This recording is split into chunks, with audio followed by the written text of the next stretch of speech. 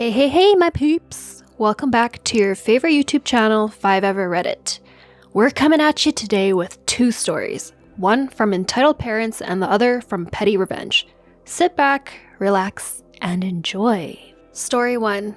Idiot roommate doesn't respect my religion and trashes my things. Background. The other day I had gone shopping for shoes. I heard about a new drop at Foot Locker, so being the sneakerhead I am, I went.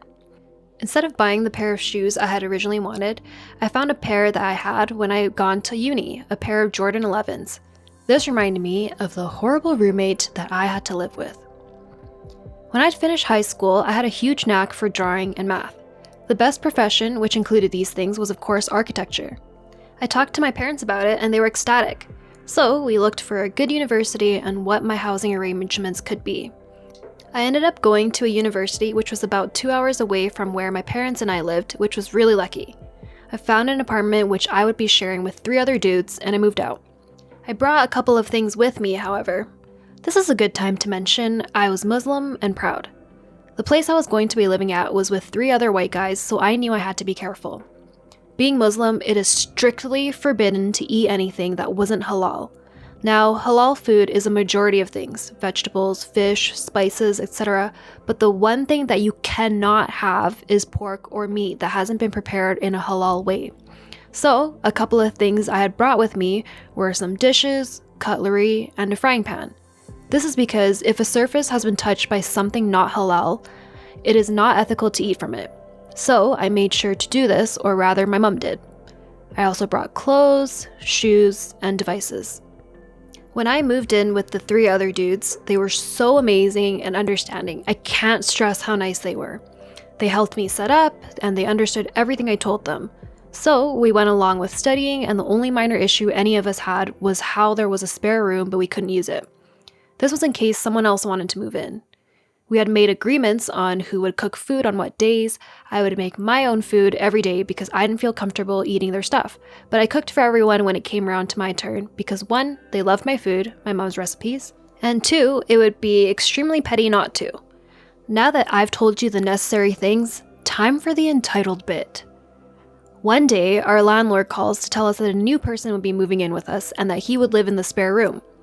A couple of us had started putting stuff in there as our rooms were quite small, so we had to move them out. He came the next day with his parents to check out the apartment. Words can't describe how stuck up he was. He came in with his nose high and his mum behind him. They had the "I'm better than you" look and glared down at us. It was a sickening sight.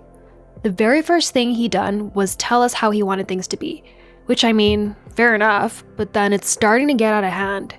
He said the bathroom was his from 8 to 9 so he could get ready for school. He said he didn't want us to cook anything with lamb because he didn't like it.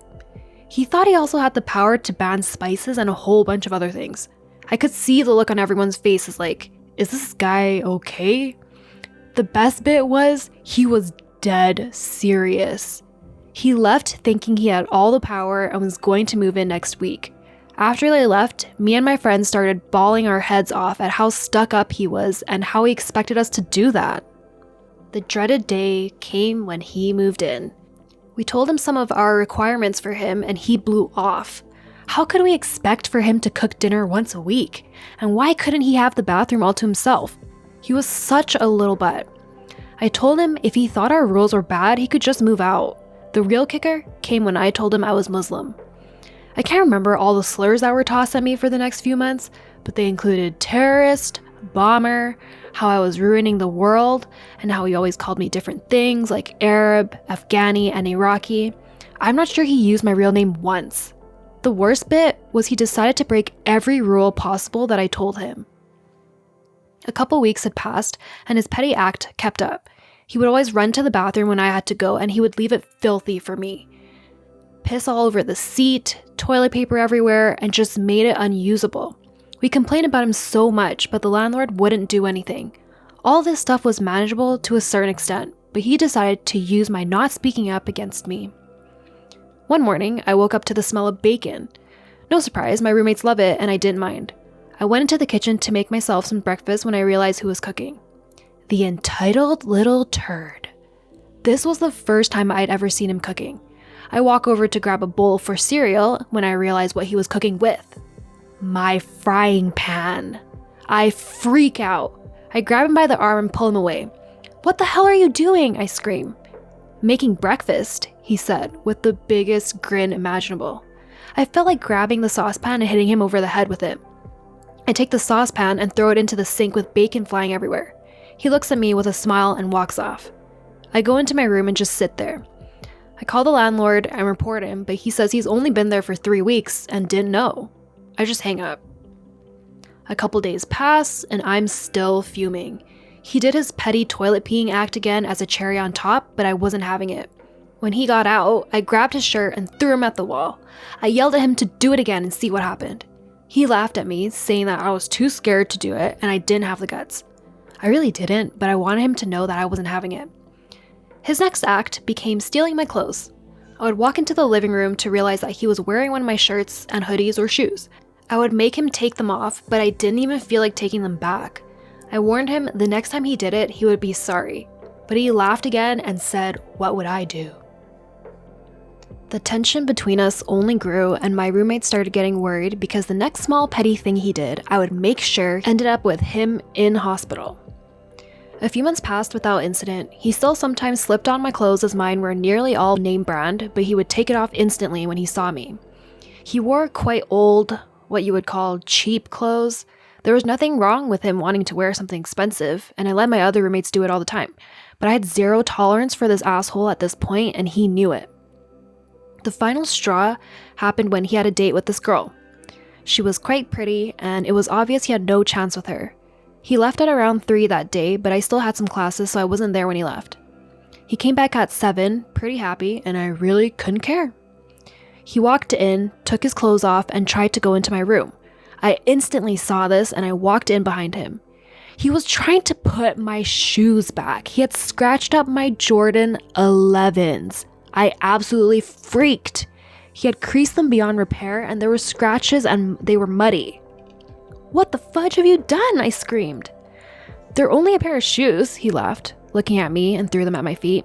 I swung. I knew I shouldn't have hit him and it was only a pair of shoes, but what he had done to me for the past year was too much. I hit him square in the face, knocking him to the floor. We walked into the living room arguing and everyone saw. He dropped to the floor, bleeding from his mouth. My roommates were in shock and my knuckles hurt from how hard I hit him. I called the police myself, explaining what happened. A lot of stuff went down and I got a fine and 100 hours of community service. I ended up knocking 2 of his teeth out and fractured his jaw. I didn't receive a harsh sentence because it was aggravated. He was charged with destruction of property for my $170 shoes and the tens of shirts he spilled stuff on, which were anywhere from $30 to $50. But it doesn't end there. The girl he had a date with came out and said he had forcefully kissed her, and he got charged with that as well. His mother said a bunch of straight messed up things about her and how she was lying and how her son would never do that. He got 2 years in jail as well as a couple hours of community service. This was a long one and I hope you enjoyed it. Moral of the story, never crease another man's J's. Story 2. Steal my desk? Be annoyed for 30 seconds every day. In my last year of my industrial design degree, I scored a paid contract at the Australian government's scientific organisation. Although I was only in 2 to 3 days per week, I was shown into a large empty office and told I could base myself there. The office was normally used for students, but as I was the only one on this project, I had the whole office to myself with about 6 desks. Naturally, the first task is to find the best desk and put it into the best position. Since I was going to be there for a while, I stuck some posters of my project on the wall behind my desk and even brought in some retro decor from home to add a little personality to my part of the boring brick cavern. All went well for a couple of weeks until a few other students moved into the room. Although our paths barely crossed as they were working on other projects, 2 of them were perfectly reasonable and set themselves up on other desks. The third, who I will call Jerkwad, because that's probably his name, decided he liked my desk. I should point out that all of the desks were the same and mine had no better a view than anyone else's. Mine had my stationery on it, my posters on the wall around it, a clock, a telephone, all were mine. In fact, the telephone wasn't even plugged in. I just brought it in because it was an Ricoh phone and they looked cool. So, one day I come in and Jerkwad is sitting at my desk while the other students were at their own desks. My stuff was packed up and pushed to one side to make room for his stuff. I made some comment about it being my desk and his response was, "Yeah, I won't be here for long," or some other blow off. To pursue it further would have made me look really petty in front of the others since all the desks were the same. I set myself up at another desk that day, although over the next few days I could tell my stuff had been moved around, and unless I got to the building by a certain time, he would steal my desk again. Unfortunately for Jerkwad, one of the things I brought from home was a talking wizard, talking calculator clock. It was a cheap gimmicky thing like you would see at the markets. Basically a black plastic box with a button. When you press the button, it would say, "It is 9:05 a.m. When you open the box, there was a calculator, and when you press each button, it would say the number and read out the answer. Luckily for Jerkwad, the clock also had an alarm. When you set it, it would say, "Beep, beep, beep, it is 9:05 a.m. Beep, beep, beep, it is 9:05 a.m. and would keep repeating this for 30 seconds very loudly. I set the alarm to go off mid-morning, put it in my desk drawer, and locked it. For extra pettiness, I also changed it to the wrong time. They were sturdy desks, 1940s era, made from silky oak with inlaid green vinyl tops. It is not possible to dismantle them or open them with a different key. I then took the key home and didn't come back for another 3 working days. When I returned, I sat at my desk, opened the drawer, and turned the clock off before it could go off. When Jerkwad came in, he saw me and said, "Can you turn that bloody clock off? There's something locked in the desk and it scares the poop out of me every day and won't shut up. I was about to smash the desk apart with an axe." I said something snarky like, "Sorry, it does sometimes go off when other people sit at my desk." He never stole my desk again. Hope y'all enjoyed these stories as narrated by yours truly. Drop us a like if you enjoyed this and send us any stories you'd like us to record. Stay tuned on our channel for more Reddit tales. Bye!